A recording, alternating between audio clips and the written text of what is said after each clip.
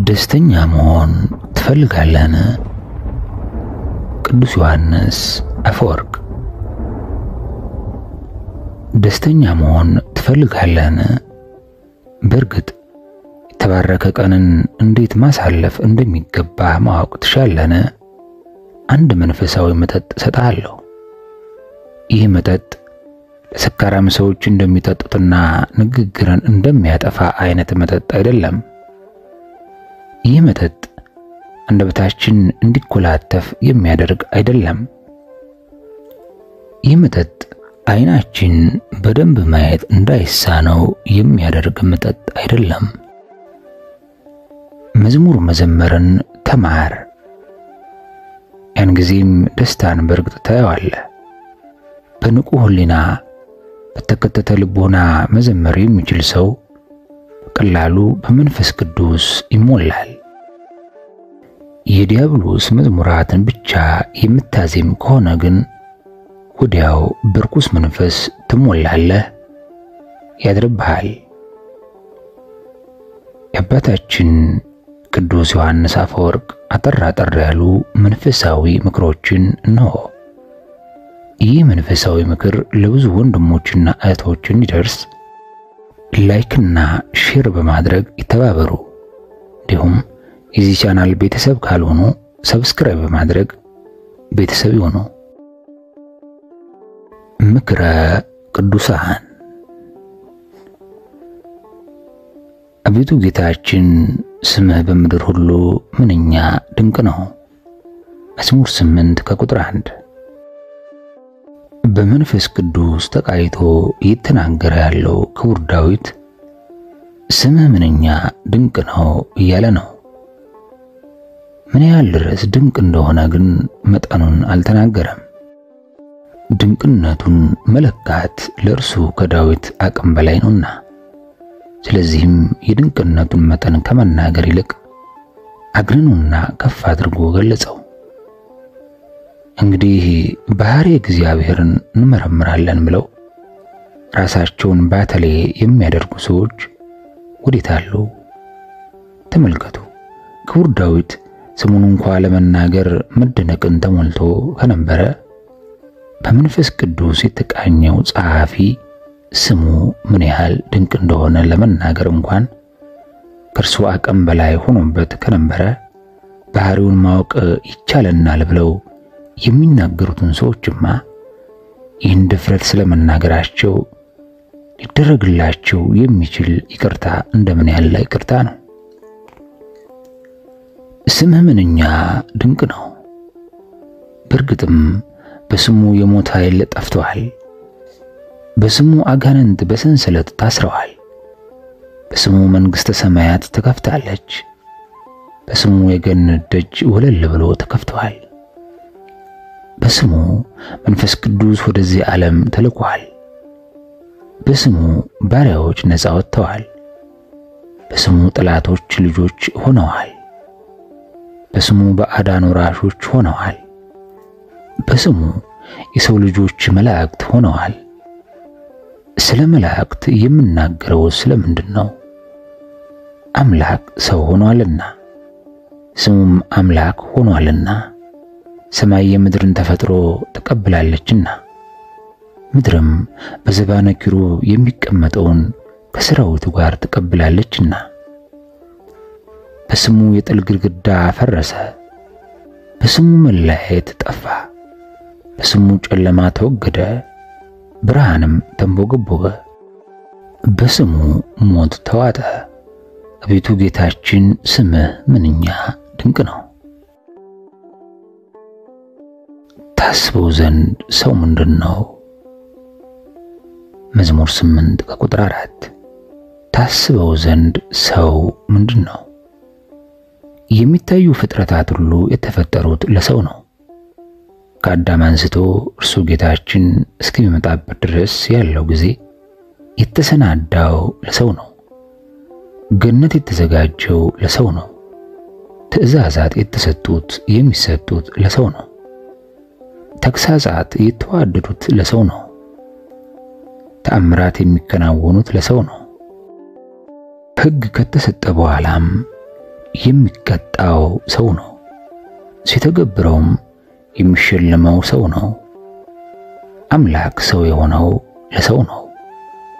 በወዲያኛው ዓለም የወርሰው ዘንድ ስለተዘጋጀለት በጎ ነገር ማን አምልጦ ሊናገር ይችላል? ክቡር ዳዊት ታስበው ዘንድ ሰው ምንድነው ማለቱ እንደዚህ እጹብ ድንቅ የሆኑ ልዩ ጸጋዎችን ተሰጠን ዘንድ ሰው ምን ቢሆን ነው ብሎ በሊናው እያሰላሰለ ነው። እኛም ብንሆን እስካሁን ድረስ ለሰው የተደረገውን ነገር ስናስበው የተደረገው ነገር ሁሉ ለሰው ጥቅም ተብሎ የተደረገ እንደሆነ ስናስተውለው ገና በወዲያኛው ዓለም ሊደረግለት ያለውን ነገር ስናስተነትነው ፍጹም በሆነ መደነቅ እንያዛለን። ከዚያም ይህ ፍጥረት በእግዚአብሔር ዘንድ ምን ያህል ልዩ ክቡር ፍጥረት እንደሆነ እናስተውላለን። አስተውለንም አንቀርም። ታስበው ዘንድ ሰው ምንድነው ብለን እንደነቃለን።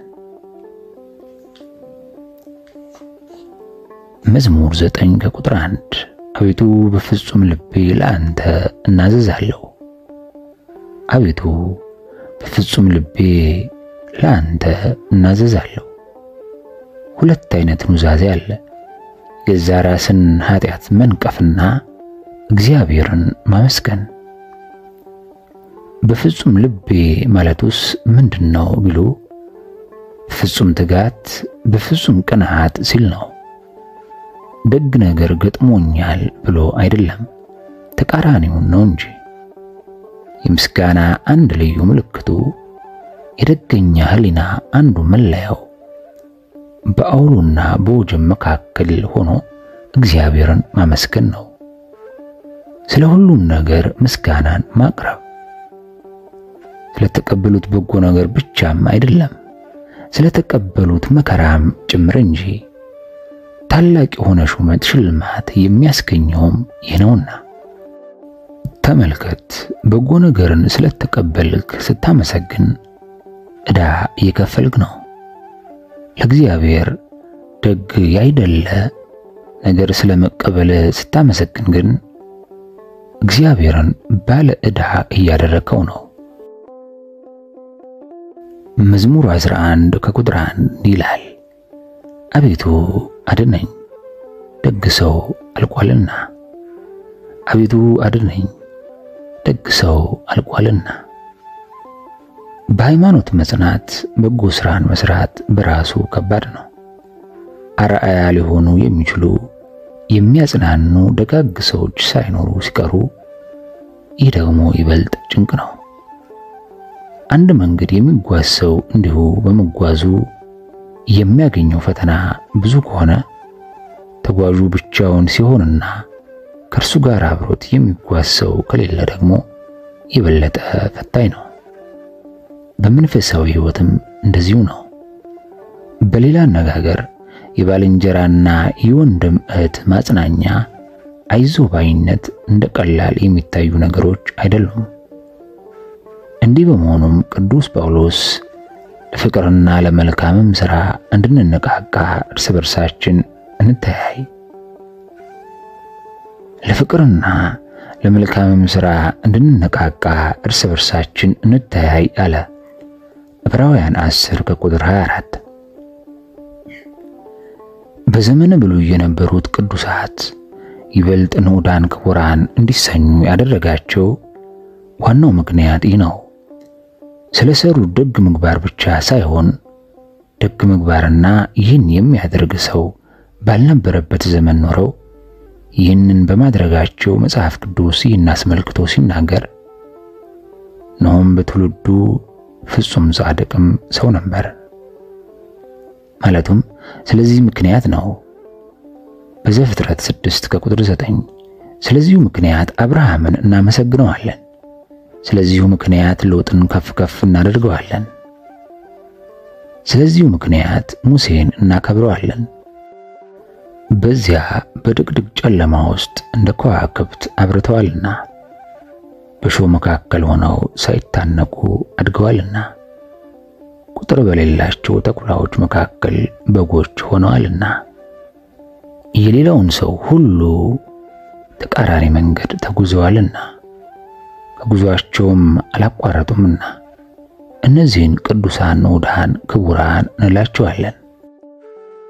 ተመልከቱ፣ በአንድነት ሆነው መሄድ በራሱ ጉዞ አድካሚ ከሆነ በቁጥር እጅግ ብዙ ከሆኑ ሰዎች ተለይቶ ለብቻ መጓዝ፣ ለብቻ ሆኖ ብዙ ሰው ከሚጓዝበት መንገድ በተቃራኒው መንገድ ደግሞ አንድ ሰው ብዙ ተግዳሮቶች ይገጥሙታል። ማዕበል ሲኖር ለአንዲት መርከብ ወደፊት መጓዝ ከባድ ከሆነ ምግባረ ሃይማኖት ሲሆን ደግሞ የበለጠ ከባድ ነው። ስለዚሁ ዋና ምክንያት ይህ ጻድቅ ሰውም ዳዊትም በጊዜው በምግባር በሃይማኖት የጸናው እርሱ ብቻውን ስለነበረ ሰው ሁሉ በተቃራኒው መንገድ የሚሄድ ስለነበረ አቤቱ አድነኝ በማለት መጠጊያውን ረድኤተ እግዚአብሔርን አደረገ። ስለዚህ ሌላ ምንም ሳይሆን እንዲህ ማለቱ ነው። የረድኤት እጅህን እሻለሁ፣ ሰማያዊ ጸጋህን እፈልጋለሁ፣ ትረዳይ ዘንድ ለምንሃለሁ።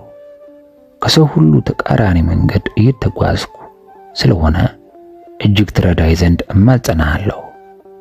ቅዱስ ነኝና አድነኝ አይደለም ያለው ደግ ሰው አልቋልና እንጂ ይኸውም ደጋግ የተባሉ ሰዎች ጠፍተው እንደነበርና ክፋትና አመጻ ገኖ እንደነበረ ለዚሁም ይህ ብዙ ሰዎችን በኩሏቸው እንደነበረ ሲገልጽ ነው። ስብሐተ እግዚአብሔር። እስኪ ንገሩኝ፣ ስብሐተ እግዚአብሔርን የማይሰማ ሰው ከእንስሳት በምን ይለያል? ክቡር ዳዊት እንዲህ ይላል፣ ወከመ አረዌ ምድር እጽምት እዘኒሃ፣ ጆሮዋ እንደደነቆረ እባብ ያለው ይህንን አይደለምን? መዝሙር 57 ከቁጥር 4። ታዲያ ስብሐተ እግዚአብሔር ቃለ እግዚአብሔርን የማይሰማ ሰው አእምሮ ከሌላት ከዚህ ጆሮዋ ከተደፈነ እንስሳ በምን ይለያል? እግዚአብሔርን ማመስገን ሰው መሆን ከሆነ እግዚአብሔርን አለማመስገን ከእንስሳነት ውጭ ምን ተብሎ ስያሜ ሊወጣለት ይችላል? እስኪ ተመልከቱ። ጌታችን ክርስቶስ ከመላእክት ጋር ሊያስተካክለን በቅዳሴያቸው በውዳሴያቸው እንድንመስላቸው ወደዚህ ምድር መጥቶ ሳለ እኛ ግን ወደ እንስሳነት ወርደን ስንገኝ እንደምን ያህል ምስኪናን ነን። ከስብሐተ እግዚአብሔርም ወርዶ ሆድን ማገልገል፣ በፍቅረ ነዋይ መተወር፣ በቁጣ መገንፈል፣ መኮናተል፣ መማታት የሰውነት ሳይሆን የእንስሳት መገለጫ ነው። እንዲያውም እንስሳት እንደዚያ ቢሆኑ ለዚያ መሆን በተፈጥሯቸው ውስጥ ስላለና አእምሮ ስለሌላቸው ነው። ሰው ግን ለዚያ የሚሆነው በገዛ ፈቃዱ ነው። በገዛ ፈቃድ እንደዚያ መሆን ደግሞ በተፈጥሮ ከመሆን ይከፋል። ምስጋና ምንድነው? ምስጋና ምን እንደሆነ ትማር ዘንድ ትወዳለህን? እንኪያስ 3 ደቂቅን አድምጣቸው። እንዲህ ያሉትን የተውንህኛ በድለናል፣ ስተናልና በሁሉ በደልን። መልካም ይሆንልን ዘንድ እንዳዘዝከን ሕግህን አልጠበቅንም፣ ትእዛዝህንም አላደረግንም። ያመጣህብንና ያደረክብን ሁሉ በእውነተኛ ፍርድ አደረክብን። ጸሎተ 3 ደቂቅ ምዕራፍ 6 ከቁጥር 8። የራስህን ኃጢአት መናዘዝ ይህ እግዚአብሔርን በኑዛዜ ማመስገን ነውና ስፍር ቁጥር የሌለውን የራስን በደል አስቦ ለዚያ ተስተካካይ የሆነ ቅጣት እንዳይቀበሉ ማዘን እግዚአብሔርን ማመስገን ነውና ከሰዎች ሁሉ አመስጋኝ የሚባለው እንደዚህ ያለ ሰው ነውና። ተዘክሮተ እግዚአብሔር። እግዚአብሔር የሚወዳችሁ አንድም እግዚአብሔርን የምትወዱት ወንድሞች ሆይ ልቦናችሁ ከእግዚአብሔር ነገር ጋር አንድ ከሆነች፣ እግዚአብሔርን ማሰብ በልቦናችን ጸንታ ከኖረች ስራችን ሁሉ የተከናወነ ነው። ምንም ይሁን ምን አያስቸግረንም። ከችግራችን በላይ ብርቶች እንሆናለን። አንድ ሰው ወዳጁን በየጊዜ ወይም የወዳጁ ስም ስለተጠራ ብቻ በውስጥ በአፋ ደስ የሚለው ከሆነና ስራ ሁሉ የሚከናወንለት ከሆነ ፍቅረ እግዚአብሔርን ዘወትር በልቦናው የሚያስብ ሰው ደግሞ ከዚህ በበለጠ መከራ በደረሰበት ጊዜ እጠፋለሁ ብሎ አይጠራጠርም። መከራው አይታወቀውም።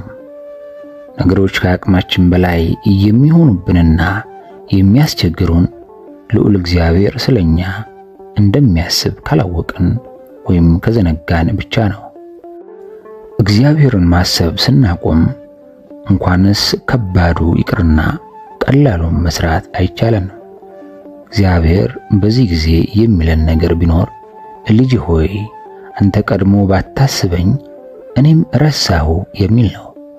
እኛ አስቀድመን ባናስበው እርሱም ሲለየን ዋጋ የማይሰጡ ጸዋተው መከራዎች እጽፍ ሆነው ይመጡብናል። እኛ ብናስበው እርሱ ማሰቡ፣ ባናስበው መለየቱ እርስ በርሳቸው እንደ ሰንሰለት የተያያዙ ናቸውና እግዚአብሔር እኛን ማሰቡ ጸጋ ክብር ያስገኝልናል። እኛም እርሱን ማሰባችን እርሱን እንዲያስበን ያደርገናል። በድካም የሚሰራውን ያለ ድካም እንሰራዋለን። ጀመርነውን መፈጸም ያሻነውን ማግኘት ይቻለናል። ክቡር ዳዊት አምላኬ ሆይ ነፍሴ በእኔ ውስጥ ታወከች፣ ስለዚህ በዮርዳኖስ ምድር በአርሞንኤምም በታናሹ ተራራ አስባለሁ ማለቱም ዘወትር እግዚአብሔርን ማሰብ እንዲገባን ሲያስተምረን ነው። ስለ የትኛው እናመስግን? እግዚአብሔር የሚወዳችሁ ውድ ወንድሞቼና እህቶቼ ሆይ እግዚአብሔር በሥጋ ከባረከን በላይ በነፍስ የባረከን ይበልጣል። ስለዚህ ልናመሰግነው ይገባናል።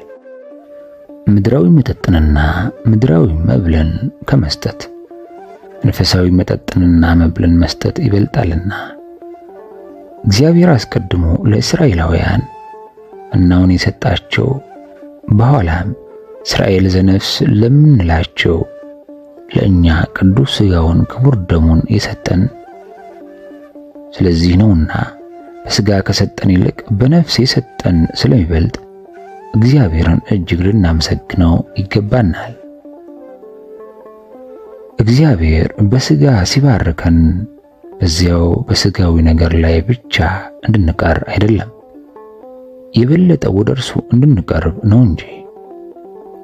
ሥጋዊውን ስጦታ ይዘን የምንቀር ከሆነ ግን ዓለማዊውን ስተናልና እናስተካክል ይገባናል። ተወዳጆች ሆይ በአፋ ከተባረክነው ይልቅ በነፍስ የተባረክነው ይበልጣልና ስለዚያ እግዚአብሔር ልናመሰግነው ይገባናል ብዬ እማልዳችኋለሁ። ለምን መንፈሳዊ ነገር ከኛ ዘንድ ካለ ሥጋዊ ነገር ቢቀርም አይጎድልብንምና አስቀድመን መንግሥቱንና ጽድቁን እንድንሻ የተፈለገውም ለዚህ ነው። የምወዳችሁ ልጆቼ አስቀድመን እውነተኛውን ሀብት ይኸውም ሰማያዊውን ሀብት እንለምን፣ እርሱንም ለማግኘት እንጣጣር ብዬ እማልዳችኋለሁ። ሌላው ከዚህ በኋላ ይቀጥላል። እኛ ስለለመንን ሳይሆን ልቦናችን ዋናውን ስለፈለገ ጸሎታችንን የምናገላብጠው ከሆነ ግን በነፍስ በሥጋ የተጎዳን እንሆናለን። ይህም ሳናገኝ በሁለቱ የተጎዳን እንሆናለን። እግዚአብሔርን ተጣርተን ባልሰማን ጊዜ እናመስግነው። እግዚአብሔርን ተጣርተን ባልሰማን ጊዜም እናመስግነው። ክቡር ዳዊት ሲናገር እግዚአብሔር ወደ እርሱ በተጣራው ጊዜ ይሰማኛል ብሏል። መዝሙር 4 ቁጥር 3። በዚህ መነሻነትም ታዲያ ብዙ ሰዎች ጸሎታቸው የማይሰማው ለምንድን ነው ብሎ የሚጠይቅ ሰው ሊኖር ይችላል። እኔም እንዲህ ብዬ መልስለታለሁ። እነዚህ ሰዎች የማይጠቅማቸውን ጸሎት ስለሚጸልዩ ነው። አዎ፣ በዚህ ጊዜ ጸሎታቸው ባይሰማ ለነርሱ በጎ ነው።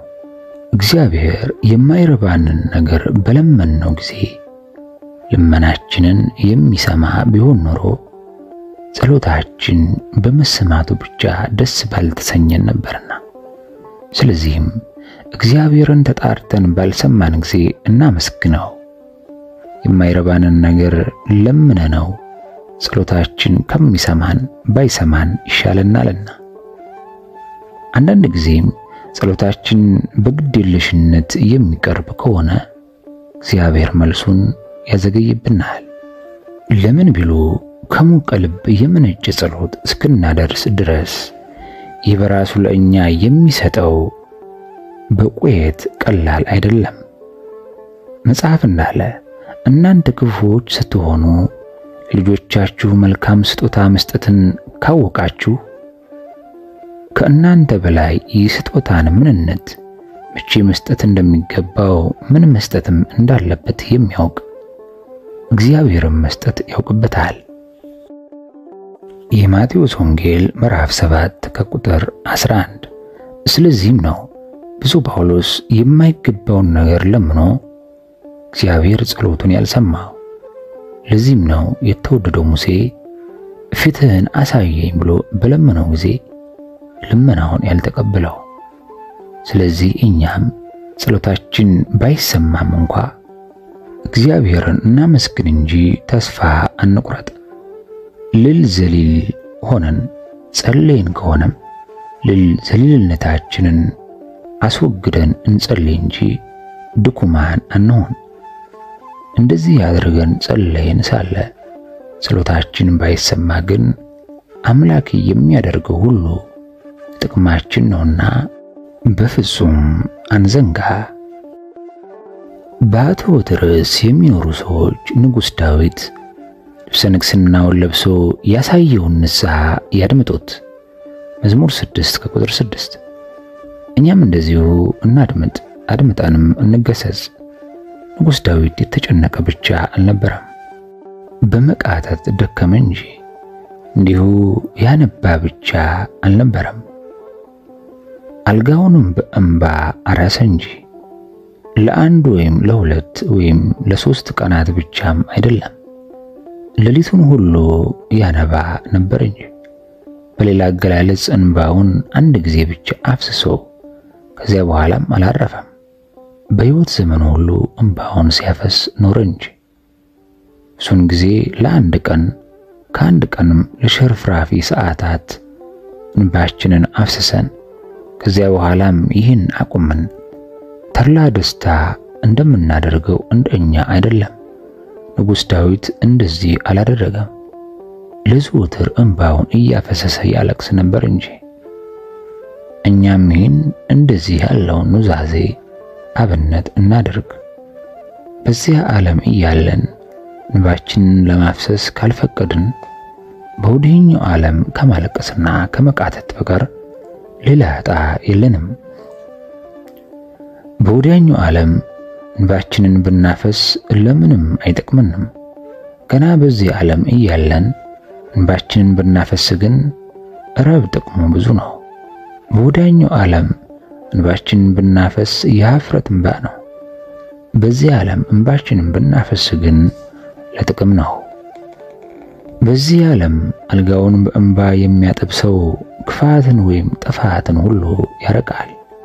በዚህ ዓለም መኝታውን በእንባ የሚያርስ ሰው ሕሊናውን ከፀሐይ ይልቅ ጽሩይ በማድረግ ነፍሱን ከማንኛውም አይነት ማሰሪያ ነፃ ያደርጋል እንጂ ምድራዊ ለሆኑ ነገሮች ከፍ ያለ ዋጋ አይሰጥም።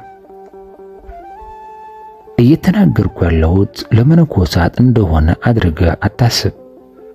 በዚህ ዓለም ለሚኖሩ ሰዎችም ጭምር ነው እንጂ። የትምህርት ለመነኮሳት ከሚሰጣቸው ረብ በላይ በዚህ ዓለም ለሚኖሩ ሰዎች ይረባቸዋል። ንስሐ የሚያሻቸው እነዚህ ናቸውና። እንደዚህ እንባውን እያፈሰሰ ሌሊት ሌሊት የሚቃትት ሰው ሊናው ከደመናት በላይ ይነጠቃል። እንደዚህ ያለ ሰው በመንፈሳዊ ሐሴት ተሞልቶም በእምነት ወደ ቤተ እግዚአብሔር ይቀርባል። ከባልንጀሮቹ ጋር በደስታ ይነጋገራል እንጂ አይቆጣም። በፍትወት አይቃጠልም። ፍቅረ ነዋይ አይሰለጥንበትም፣ አይቀናም። እንደዚህ ባለ በሌላ ነገር አይያዝም። እነዚህ ሁሉ ስሜቶች እንደ አራዊተ ገዳም በውስጡ ቢያገሱም የሚያቃትትና እንባውን የሚያፈስሰው እንደ ለማዳ እንስሳ ይገዛቸዋል።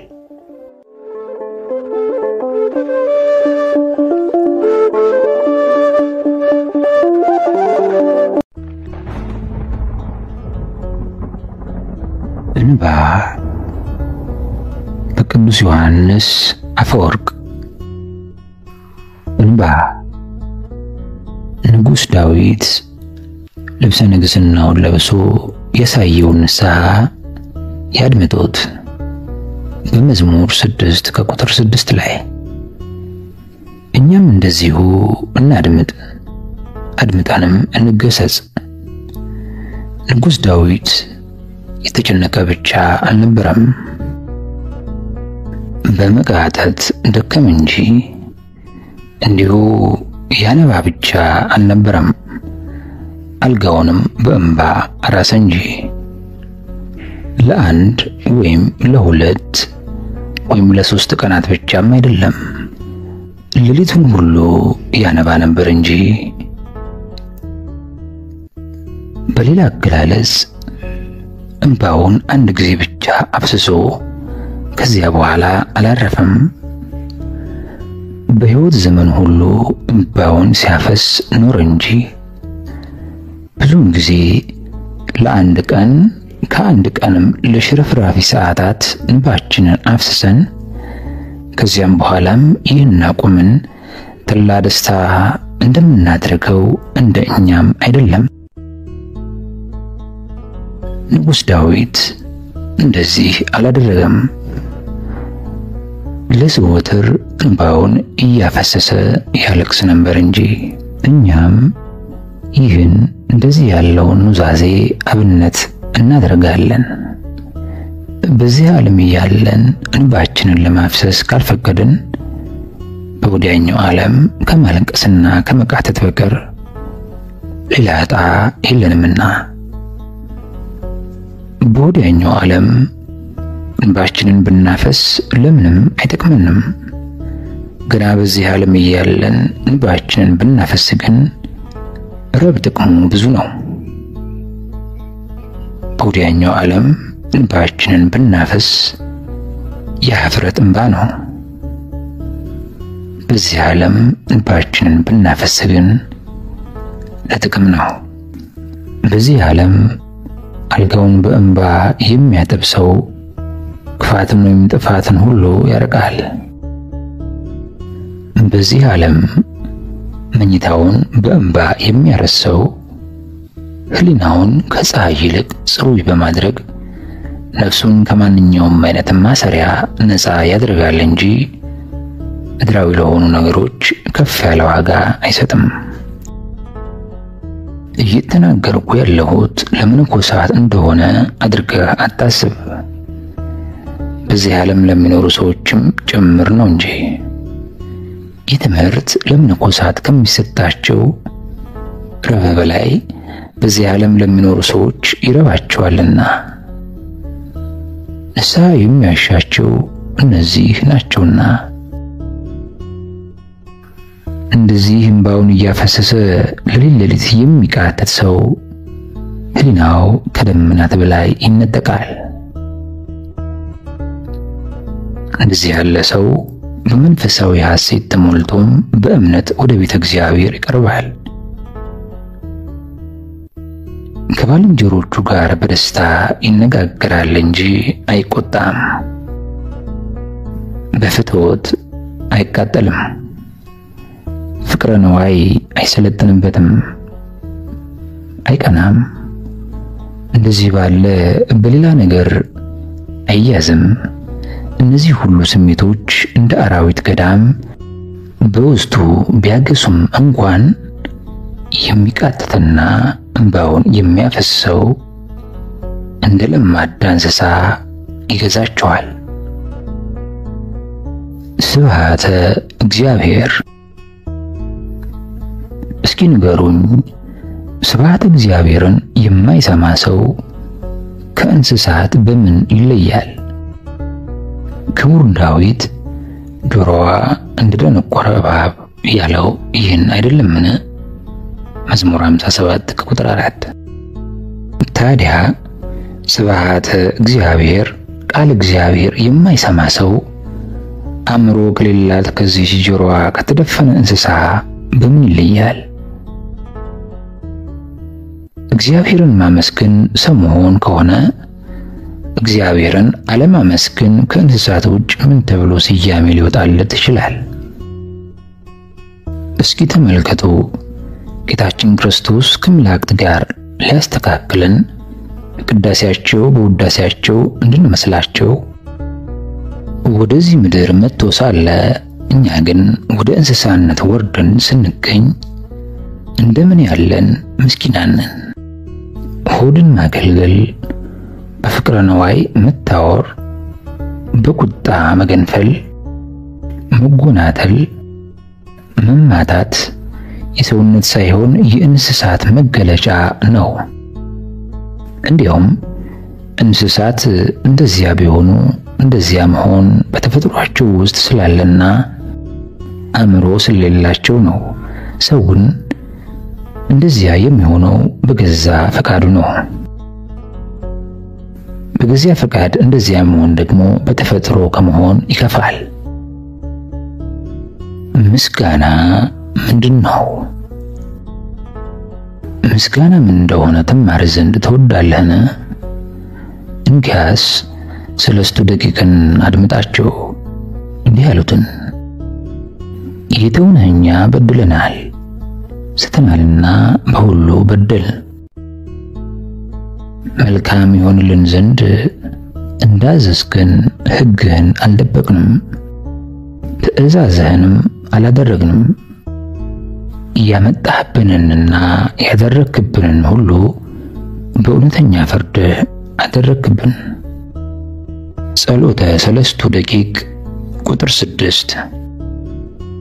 የራስን ኃጢአት መናዘዝ ይህ እግዚአብሔርን በኑዛዜ ማመስገን ነውና ስፍር ቁጥር የሌለውን የራስን በደል አስቦ ለዚያ ተስተካካይ የሆነ ቅጣት እንዳይቀበሉ ማዘን እግዚአብሔርን ማመስገን ነውና ከሰዎች ሁሉ አመስጋኝ የሚባለው እንደዚህ ያለው ሰው ነውና።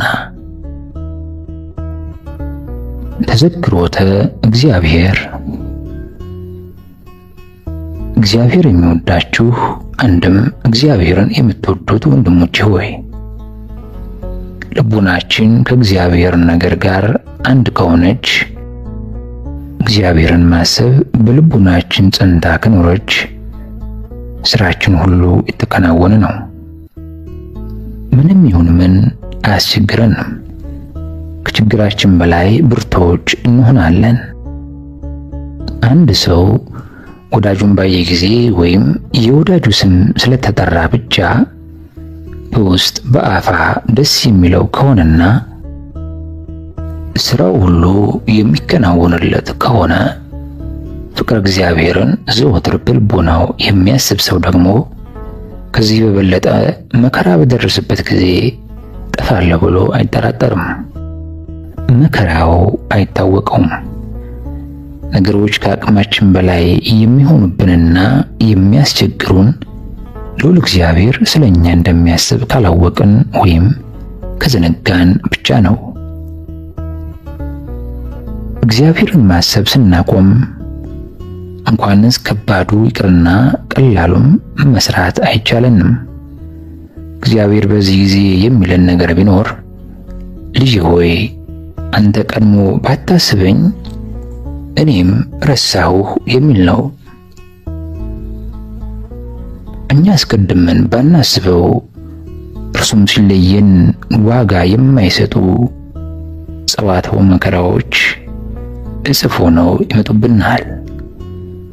እኛ ብናስበው እርሱ ማሰቡ፣ ባናስበው መለየቱ እርስ በርሳቸው አንድ ሰንሰለት የተያያዙ ናቸው። እግዚአብሔር እኛን ማሰቡ ጸጋ ክብር ያስገኝልናል። እኛም እርሱን ማሰባችን እርሱ እንዲያስበን ያደርግናል። በድካም የሚሰራውን ያለ ድካም እንሰራዋለን። የጀመርነውን መፈጸም ያሻነውን ማግኘት ይቻለናል። ክቡር ዳዊት አምላኬ ሆይ ነፍሴ በኔ ውስጥ ታወከች አለ። ስለዚህ በዮርዳኖስ ምድር በአርሞኒም በታናሹ ተራራ ስብሃለሁ ማለትም ዘወትር እግዚአብሔርን ማሰብ እንዲገባን ሲያስተምረን ነው። መዝሙረ ዳዊት ምዕራፍ 42 ከቁጥር 6 ላይ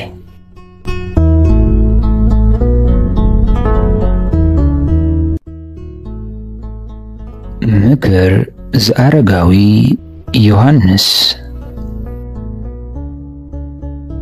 አንተ ጎበዝ ሆይ የራስን ሀብት ሸሽገህ ልክ እንደኔ ደሃ ከሆኑት ዘንድ ልመናን እያቀረብክ እንደሆነ አውቄብሃለሁ። ከሌላው የማይፈልግ ነገር ግን ለራሱ ያከማቸውን የሚመገብ ሰው እርሱ ብፁዕ ነው። የጽድቅ ፀሐይ ከውስጡ ፈንጥቃ የበራችለት ሰው ሆኖ በውስጣዊ ማንነታቸው ሰውን የሚጎዱ ለታይታ ጻድቃን መስለው የሚታዩ ሰዎችን ለይቶ የሚቃወም ሰው እርሱ ብፁዕ ነው።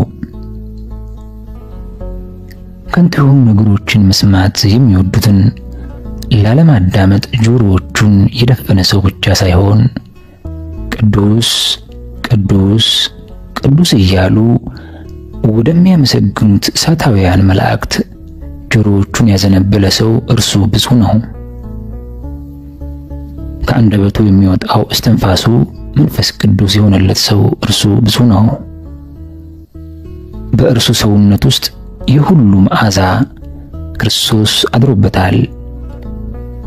ፍቅርሽ ከወይን ጠጅ ይልቅ እንዴት ይሻላል፣ የዘይትሽም መዓዛ ከሽቱ ሁሉ እንዳለ መኃልየ ምዕራፍ 4 ከቁጥር 10 የተባለለት የዚህ ሰው ሰውነት ናት። የእግዚአብሔርን የፍቅሩን ጣዕም የቀመሰች ነፍስ አጥንቱም ከእርሱ የሆነውን ጥንካሬ ያገኘችለት ሰው ብፁዕ ነው። ይህንን ቅድስና በቃላት ሊገልጸው የሚችል ሰው ማን ነው? መንፈሳዊ የሆነ ሰው እንኳ ይህንን ሊያብራራ አይቻለውም። ከእርሷ ማዕረግ ላይ ለመድረስ በመጓጓት በመንፈሳዊ ተጋድሎ በመጽናቱ እግዚአብሔር አምላክ እርሷን ይመለከታት ዘንድ የገለጠለት ሰው እርሱ ብፁዕ ሰው ነው። የእውቀት ምንጯን ያገኘ ከእርሷም የበለጠ እውቀት እንደሌለ የተረዳ ታላቋ ምስጢር የተገለጠችለት ሰው እርሱ ብፁዕ ነው። ከቅዱሳን ጉባኤ ይገባ ዘንድ ፈቃድን ያገኘና በዚያም ከሚኖሩት ጋር ህብረትን የፈጠረ ሰው እርሱ ብፁዕ ነው። በዚያም ቦታ ባየው ሰማያዊ ውበት የተደመመ ራሱን ባዶ ያደረገና በኃጢአትና በስህተት መንገድ የሚጓዙ ወገኖችን ይቅር የሚል ሰው እርሱ ብፁዕ ነው። ኦ እግዚአብሔር ሆይ ሕቡዕ የሆኑ ምስጢራቶችን እንዴት ግሩማን ናቸው! እነዚህን እውነት ናቸው ብሎ የሚቀበል ሰው ማን ነው? ልቤ እነርሱን ለመረዳት ተጓዘች። ጉልበቶቼ በጣዕማቸው ብዛት ተሳነፉ። ምንም ህብረት ከሌለኝ ጋር ህብረትን ፈጥሬ በተመስጦ ስጓዝ ያለኝ ሁሉ ረሳሁ። በብዙ ናፍቆት የእርሱን መሆናቸውን ዘንግቼ ለእኔ እንዲያደርጋቸው ሰጪውን ለማስገደድ ሞከርኩ። ነገር ግን ከእርሱ ልቀበለው የሚሻቸው በረከቶች ሁሉ ለካ እርሱ ነበር። የማይሰበሰብ የሆነውን እርሱን ሰበሰብኩ፣ የማይያዘውን እርሱን ያዝኩት። በራሴ ሙሉ የሆንኩ መስሎኝ ነበር። ለካ ባዶ ነኝ። በእኔ ውስጥ ይኖር ነበር እንጂ ለካ እርሱ በሰበሰብኩት ውስጥ አልነበረም። ከእኔ በተሰወረው በእርሱ እኔም ተሰውሬያለሁ። እኔ እርሱን ለማግኘት ስፈልግ እርሱ በውስጤ እንዳለ ተረዳሁ። ወደ እኔ ሲመጣ አላወቅኩም። በአንድ ቦታ ለእርሱ አክብሮትን ስሰጥ እርሱ ከእኔ ተለየ። ወደ እኔ ሲቀርብ ባለመወሰን ነው።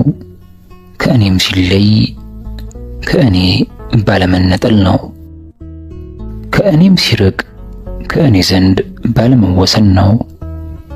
ከእኔም ወደ አንድ ቦታ ሲሄድ ከሁሉ ቦታ ሳይለይ ነው። እርሱንም ሲይዘው ደስ ይለዋል፣ ከእኔም ጋር ይነጋገራል። እርሱንም ስዳስሰው ከእኔ አይሸሽም። ወደ እርሱም ስራመድ እርሱ ካጠገቤ ነው። ምንም እንኳ እርሱ ከእኔ በእጅጉ የራቀ ቢሆንም እርሱም ስተነፍስ ከውስጤ ይወጣል። ወደ እርሱ ስመለከት በውስጤ ሆኖ አየዋለሁ። ለሁሉ ቅርብ ነው፣ ሁሉንም እርሱ ጋርዷቸዋል። ሁሉን የተሸከመውን እርሱን ስመለከት እኔ ደግሞ እርሱን እንደተሸከምኩ አስተውላለሁ።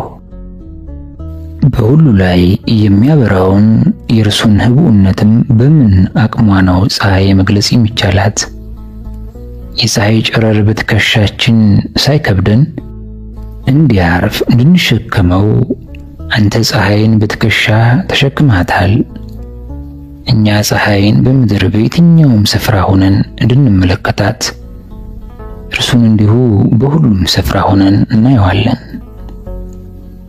ያንተ የሆነውን የእውቀት ብርሃን ለሚያፈቅሩህ ለምታበራላቸውና ከሁሉም ተሰውረህ ለምትኖረው ለአንተ ክብር ውዳሴ ይሁን። ብዙ ብርሃናትን የምታፈልቀው ነገር ግን በህቡ የምትኖረው ጌታ ሆይ ጨለማህ እንዴት ግሩም ነው! ከበዛ ብርሃኑ የተነሳ ብርሃን የማያሳልፍ ብርሃን እንዴት ድንቅ ነው! ስለ ሁሉ ላንተ ምስጋና ይሁን፣ በእኛም ላይ ምሕረት ይብዛ ለዘላለሙ አሜን። ጸሎት ዘአረጋዊ ዮሐንስ። ከእኔ የተሰወርክና የተሸሸግ ጌታ ሆይ ምስጢርህን ግለጥልኝ። ከኔ ውስጥ ያለውን ያንተን ውበት አሳየኝ። ሰውነቴን ለአንተ ማደሪያ ቤተ መቅደስ ሲሆን ዘንድ የሰራኸው ጌታ ሆይ የክብርህ ደመና ቤተ መቅደሱን ይክደነው። የመሠዊያህም አገልጋይ በፍቅር አንተን ቅዱስ እያሉ በአድናቆትና በመገረም በፍጹም ትጋትና ቅድስና ሆነው እንዲያገለግሉ ሕያዋንና መንፈሳውያን ኃይላት ያመሰግንህ ዘንድ እርዳው። ይቅርታ ውቅያኖስ የሆንክ ክርስቶስ ሆይ ካንተ የሆነውን ብርሃናዊ ልብስ ተጎናጽፌ እንዳንጸባርቅ በአንተ ውሃነት ለብሼ ያለሁበትን በኃጢአት ልብስ እንዳጠብ ፍቀድልኝ። ህቡ በሆኑ ምስጢራት የተሞላ የክብር ደመና እኔን ይክደነኝ። በዓይኔ ከማላያቸው ጀምሬ ወደ አንተ ውበት የሚወስዱኝን የጽድቅ ጎዳናዎች አስተውል ዘንድና በአንተ ግርማ ተማርኬ ያለማቋረጥ ክብርህን አደንቅ ዘንድ እንዲሁም በዓለም ጉዳይ ዓይኖቼ ከመባከን ያርፉ ዘንድ ምንም ቢሆን ምን ካንተ ፍቅር የሚለየኝ እንዳይኖር ከዚህ ይልቅ አንተን በመናፈቅ እንድኖር ያለማቋረጥ ፊትህን እመለከት ዘንድ የልቦናዬን ዓይኖች ግለጥልኝ። የልቦናዬንም እርሻ አለስልሳ